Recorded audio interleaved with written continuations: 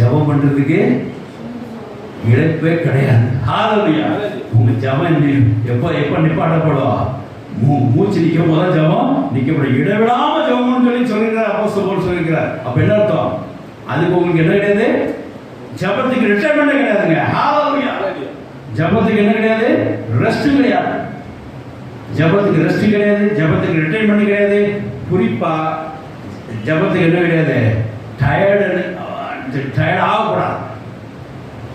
அப்பா போதும் ஜெபத்துக்கு அப்படி நினைக்காதீங்க. ஜெபத்துக்கு டயர்டாக தொடர்ந்து ஜெபிச்சுக்கிட்டு தான் இருக்கணும். ஏன்னா நம்ம வேலை செய்யறதுக்கு ஒரு ரிட்டைர்மெண்ட் டேட் வச்சிருக்கேன். நம்ம வேலை செஞ்சு ரெஸ்ட் எடுக்கிறதுக்கு ஒரு டே வச்சிருக்கிறார், ஒரு நைட் வச்சிருக்கிறார், வீக்லி 1 டே கூட வச்சிருக்கிறார். அப்படிதானே? பகலில் வேலை செய்கிறோம், 8 மணி நேரம் வேலை செய்கிறோம், டே ஷிஃப்ட்டு. நைட் ஷிஃப்ட் வரும், பகலில் ரெஸ்ட்டு. ரைட்டு. அப்போ அதுக்கெல்லாம் கை பேசுறதுக்கெல்லாம் ஒரு ரெஸ்ட் எடுக்கிறதுக்கு டயர்டானா ஒரு ரெஸ்ட் எடுக்கிற ஒரு டைம் கொடுத்துருக்கிறார். ஆனால் ப்ரேயர் பண்ணுறதுக்கு தேவ நினைச்சியில் ஒரு இடைவெளியும் கொடுக்கல. அதை தொடர்ந்து செஞ்சுட்டே இருக்கணும். அதை நீ டயர்டாக கூட சொல்லியிருக்கிறார். வாசிக்கலாம். லூக்கா 18:1.